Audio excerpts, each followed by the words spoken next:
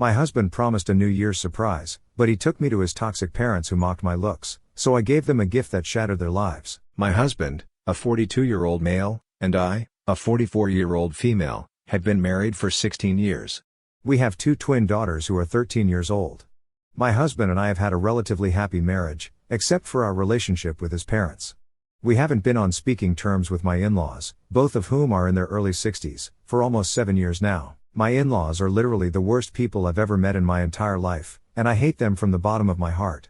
They hate me too, as far as I know, and what's worse is they seem to hate their grandkids as well. I hate to say it, but they'll pretty much bully anything and anyone they don't like. They never liked me, so as a result, they don't like our kids either.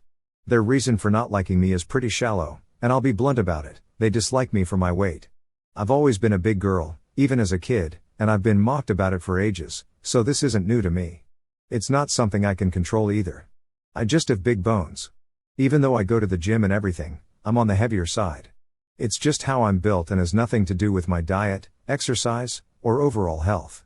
I'm a healthy person and can do everything that everyone else can, but the only difference is that my appearance is a little bigger compared to the average American woman. My in-laws have never liked that and made it a point to point it out every time my husband would bring me over for dinner to their house while we were dating. They cut it out after a while, presumably after my husband spoke to them about the little digs they'd take at me because I told him about the first couple of meetings and how I didn't appreciate them making comments regarding my weight. So, they stopped talking about it, but instead, they found other ways to get under my skin, like making bland and tasteless food in small portions that would barely feed a kid whenever I'd visit. Their excuse was that apparently, they were getting old and needed to watch what they ate, but they were in their 40s at the time, so I didn't buy that they were too old to have normal food. They didn't need to watch what they ate, they wanted me to do so. The food they prepared for me, along with the portions they served, was just their subtle way of reminding me that they didn't like this about me. Of course, along with my appearance, there were several other things they didn't like about me either. They didn't like where I came from since my parents are cattle farmers from Minnesota, while my in-laws have their own business, are a lot better off than my family, and are more urban, or whatever. I'm also kind of shrill, so my mother-in-law would often make faces whenever I got too excited about something while talking to them and then put a finger in her ear to show that I'd been too loud. It was all these little subtle things that really got to me, but I still didn't say anything since I didn't want them to have another excuse to hate me, like maybe I was too sensitive for them. So, I learned to be less myself whenever I was around them. My husband just kept apologizing for it over and over again, but he never left his parents either. Then we got married, and his parents started disliking me even more than they already did. The jibes at me started getting less and less subtle. It stopped for a while when I was pregnant, but after the birth of my daughters, they returned to their original form. My daughters are also like me, they're big-boned. Even though they're completely healthy, they're also kind of big. When they were babies, they were really chubby, so nobody could tell, but as they grew older, it became clear that they'd taken after me when it came to their body. I didn't mind it since my grandmother, mother, and I were all built the same way, so this runs in my family, and I'd been expecting it. So had my husband. But for some reason, my in-laws were surprised that our daughters weren't the petite and skinny grandkids they'd been expecting. They'd already made a lot of fun of me during my pregnancy since I was really big, which was obviously because I was carrying twice the number of babies. Right after the kids were born, they came after me and started bugging me about losing the pregnancy weight. They would constantly bother me with tips that I never asked for and that I'm sure were no good anyway. Then, a couple of years after the kids were born, they started bullying the kids when they were literally just 5 or 6 years old. They'd tell the kids that they'd grow up to be fat monsters if they didn't stop eating and actually scared them into refusing food. They also tried to teach my daughters to be soft-spoken by glaring at them every time they dared to laugh a little too loudly or shriek with joy, which is not something that a kid should be rebuked for. A couple of years passed like that until I finally had enough of it. It was disgusting, and it got to a point where I just couldn't put up with their behavior anymore. I told my husband that he could either cut ties with his parents, or I'd leave with the kids because this wasn't the kind of environment I wanted them to grow up in, where they were not allowed to do anything they wanted and were not even allowed to be kids. Up until that point, every time I talked to my husband about these things, he promised me that he'd talk to his parents and make it all right. But I'd had enough, and his parents were clearly not inclined to change their behavior, so I had to give him that ultimatum. That's when he finally confronted his parents for good. They ended up getting into the nastiest spat with him, and that was it. We didn't speak after that. It's been 7 years since then, and we act like they never existed at all. My children are also better off for it. But then, 3 days ago, on New Year's Eve, my husband told me that he was going to take me and the kids to this great new place, but he wanted to keep it a surprise, so we didn't ask more about it. We dressed up and left toward the evening, and we were all excited since we thought we'd be going to a new restaurant or something like that. But soon enough, I realized that the route we were following was the one that led to his parents' house. It had been 7 years, and we'd moved around quite a bit, but I could still recognize that neighborhood. As soon as it hit me, I told my husband to pull over, and he obeyed, probably because he'd sensed that I'd realized what was going on. The two of us got out of the car so the kids wouldn't be able to hear anything, and then I totally tore into him for lying to us and trying to manipulate us into visiting his parents even after all that had happened. He explained to me that his parents had contacted him just a couple of weeks ago to apologize for their behavior in the past and that, since his mother had just been diagnosed with stage 3 liver cancer, she really wanted to make everything right before it was too late. He had tears in his eyes while telling me all of this and even showed me the chats where his parents had apologized. He told me that if I didn't want to come with him even after this, he'd be okay with it, but he just wanted me to think about all of this with a cool head and reconsider. From the texts, it was pretty evident that his parents were actually desperate to see him, the kids, and even me, which was surprising since I never thought they'd ever want to meet me. My husband even called them to convince me, and when I spoke to them on the phone, they were pleading and begging me to come see them. So, I felt bad and agreed that we could go see them just this once, only because they were so desperate, and it sounded like they were actually willing to make amends this time around. It had been 7 years anyway, and my kids were older, so, I even asked them, once we were back in the car, if they wanted to see their grandparents. We were transparent with them and told them that their grandma was sick, so she didn't have much time, but if they didn't want to visit her, we'd drop them home. After some hesitation, the girls agreed as well, and so we resumed our drive. In hindsight, I probably should have just taken a cab back home with the girls and left it at that. Once we got to my in-laws' house, I started getting a really bad feeling, but my husband looked thrilled. He had a tearful reunion with his parents before either of them paid any attention to us. To my surprise, my mother-in-law didn't look sick in the slightest, which was very odd because I don't think anyone with stage 3 cancer of any kind looks like that. She didn't even seem weak or anything, in spite of her claims that she'd been undergoing chemo for months now and had been in and out of the hospital ever since her diagnosis. Neither had she lost any of her hair, which seemed like a huge red flag for me.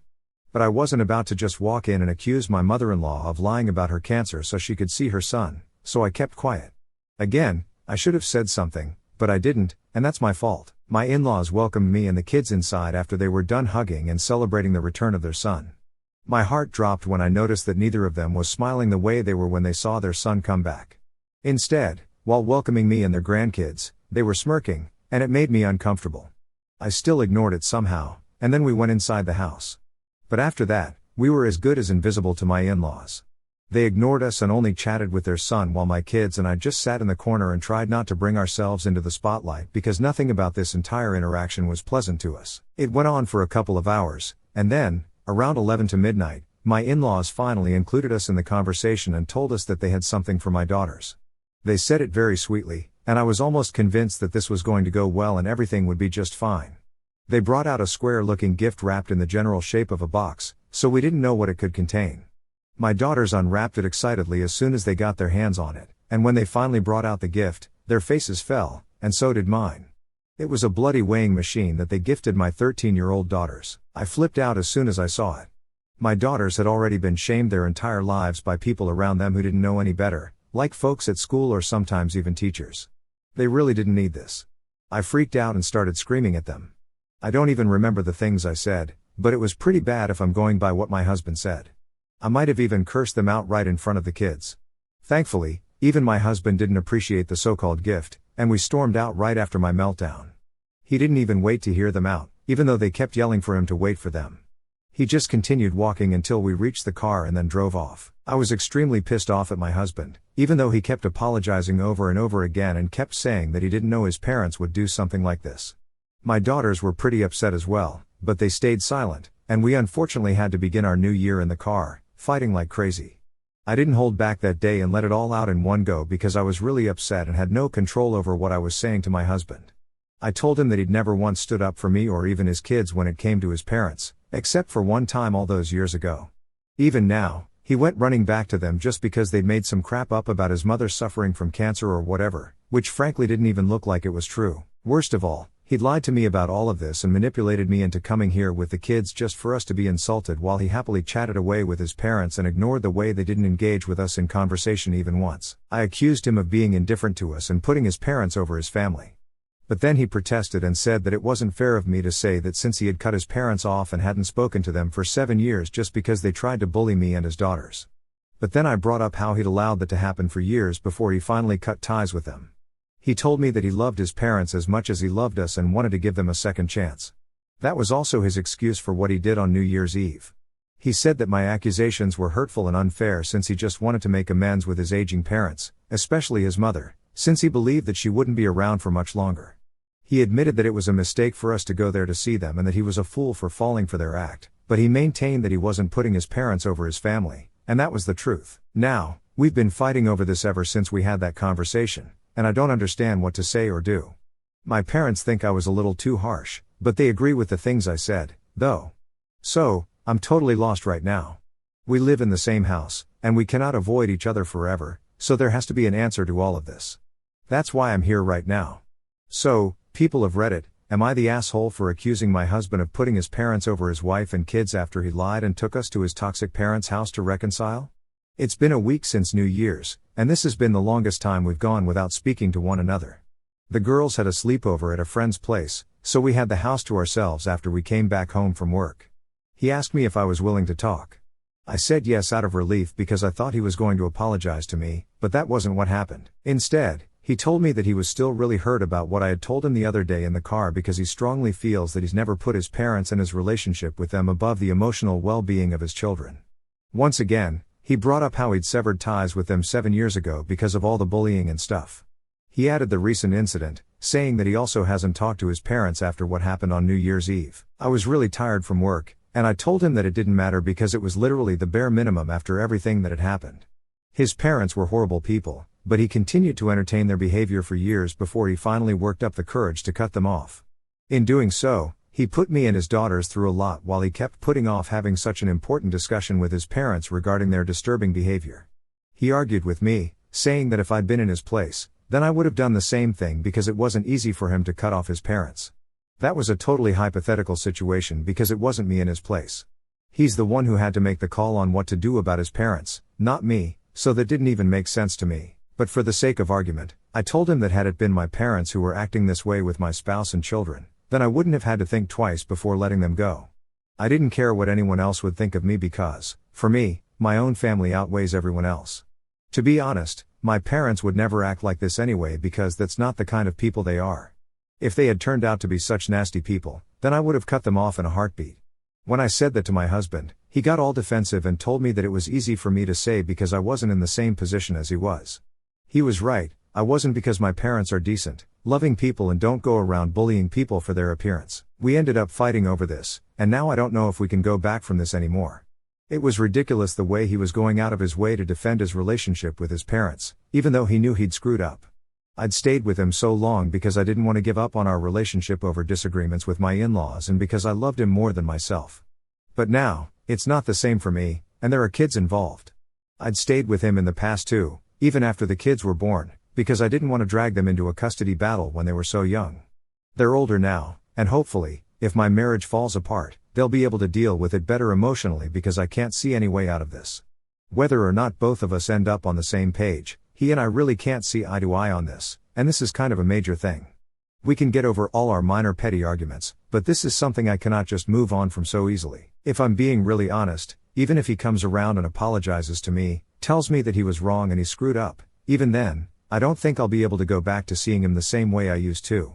In these past few years, I feel like I've become a doormat, and I'm being pushed around by everyone. Sometimes it's my husband, sometimes it's my kids, and sometimes it's my own parents. Everyone's just constantly telling me what I have to do and getting mad if I disagree. I can't keep everyone happy, and it's about time I learn that, even if it has to be the hard way.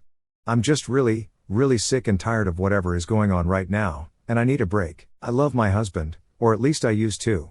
I don't know how I feel about him right now. I love my daughters, but they're in their angsty teen phase right now and get mad at me over the smallest things. They're also embarrassed by me and seem to want to hide me away all the time. I get that all teens go through this phase, but I still feel sorry for myself because these are my babies. Even my parents can be kind of overwhelming sometimes, so that's also a thing. I've just been very lost for the last couple of years, and now I want to do what's best for myself.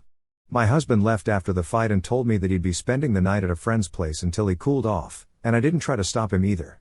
After I'm done with this post, I'm going to run a hot shower, pour myself some wine, and put on some tacky reality TV show that I'll watch until I fall asleep on the couch.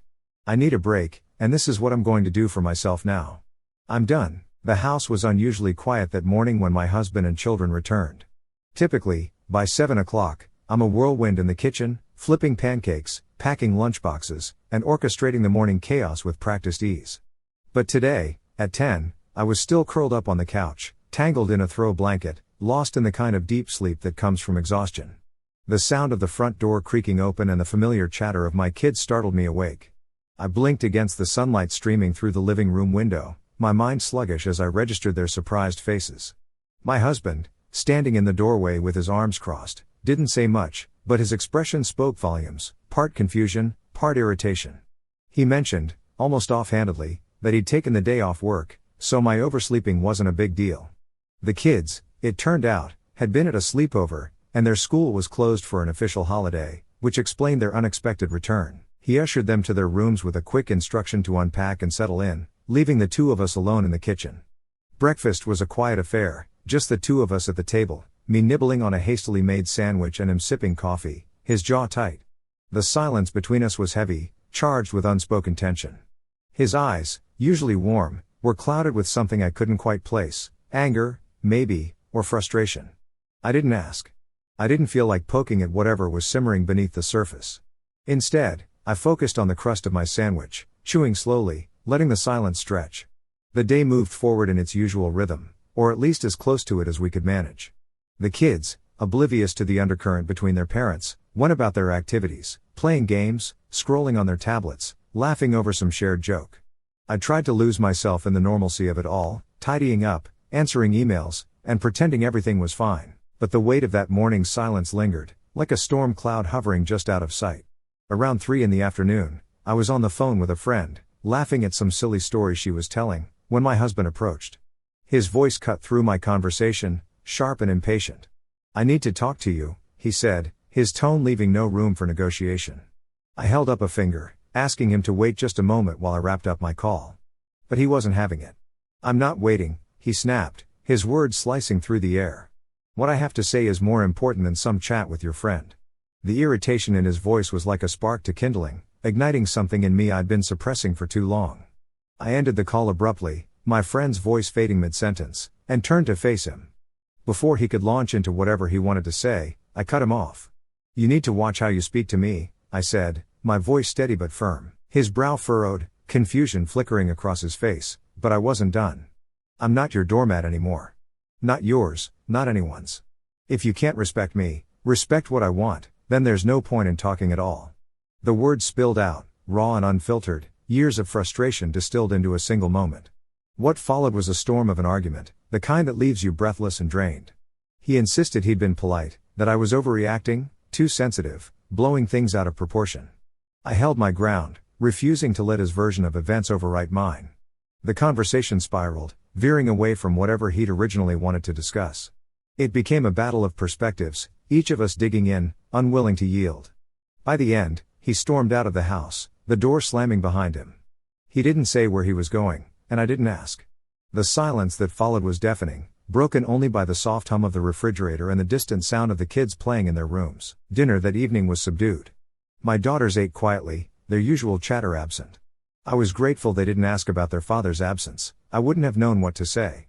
The weight of the day settled over me as I tucked them into bed, their small forms curled under blankets, blissfully unaware of the fracture widening between their parents.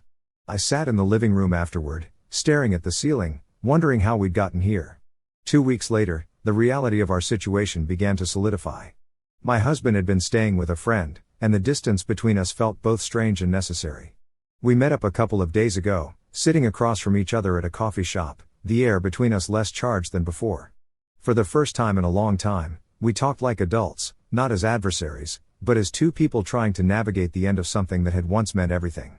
We both admitted what we'd been avoiding for years: our marriage wasn't working. It hadn't been for longer than either of us cared to admit.